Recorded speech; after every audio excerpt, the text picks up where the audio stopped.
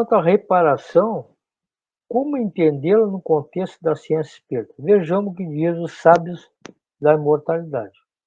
A reparação consiste em trazer o bem àqueles a quem se havia feito mal. Isso é a reparação. Aquele que não as repara, as suas faltas desta vida, por fraqueza ou má vontade, se encontrará numa existência ulterior em contato com as mesmas pessoas que dele tiveram queixas, e em condições escolhidas por ele mesmo, de maneira a poder lhes provar seu devotamento e fazer-lhes tanto bem quanto o mal lhes tenha feito. É nós devolver, né, em amor, em compreensão, justiça, caridade, tudo aquilo que a gente negou ou fez de mal aos nossos irmãos. Nem todas as faltas trazem prejuízo direto e efetivo. Nesses casos, a reparação se realiza fazendo-se o que se deva fazer e não foi feito, cumprindo os deveres negligenciados ou desprezados, as missões em que faliu, praticando bem em contrapartida ao que fez de mal, isto é, sendo humilde se foi orgulhoso, afável se foi áspero, caridoso se foi egoísta, benevolente se foi malevolente, laborioso se foi preguiçoso, útil se foi inútil, temperante se foi dissoluto, bom exemplo se foi mau, etc. É assim que o espírito progride, tirando proveito do próprio passado. A necessidade da reparação é um princípio de rigorosa justiça que podemos considerar como verdadeiro. Lei da reabilitação moral dos espíritos. É uma doutrina que nenhuma religião havia ainda proclamado. No entanto, algumas pessoas a repelem porque acham mais cômodo poder apagar os maléficos por um simples arrependimento, que não custa mais do que palavras e ajuda de algumas fórmulas. Crendo-se assim quites, verão mais tarde que isso lhes basta. Poderíamos lhes perguntar se esse princípio não é consagrado pela lei humana? Se é a justiça de Deus, e se a justiça de Deus pode ser inferior à dos homens?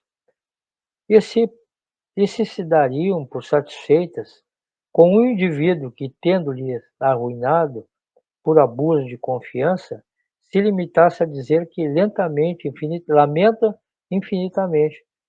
Por que recuariam diante de uma obrigação que todo homem honesto se impõe a cumprir como um dever, na medida de suas forças?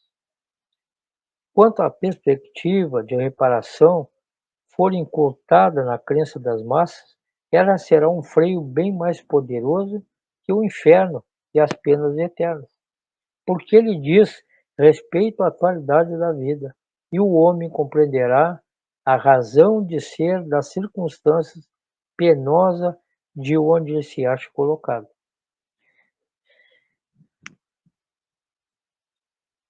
A expiação serve sempre como prova, mas nem sempre a prova é uma expiação. Nós temos que ficar atento a isso. Em face de tudo o que foi exposto, poderíamos supor que todo sofrimento experimentado nesta vida resulta de uma falta cometida. Mas não é assim. Vamos ver o que dizem os Espíritos. Não há crer, no entanto, que todo sofrimento suportado neste mundo denote a existência de uma determinada falta. Muitas vezes são simples provas buscadas pelo próprio Espírito para concluir a sua depuração e apressar o seu próprio progresso. Assim, a expiação serve sempre como prova, mas nem sempre a prova é uma expiação. Provas e expiações, todavia, são sempre sinais de relativa inferioridade, porquanto o que é perfeito não precisa ser provado.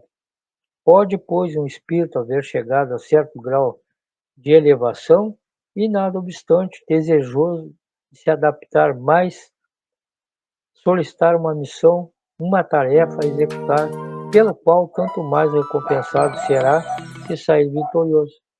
Quanto mais rude seja sido a luta, tais são especialmente essas pessoas de instintos naturais bons, de alma elevada, de nobres sentimentos inatos, que parece nada de mal haverem trazido de suas precedentes existências e que sofrem com resignação cristã as maiores dores, somente pedindo a Deus que as possam suportar sem murmurar.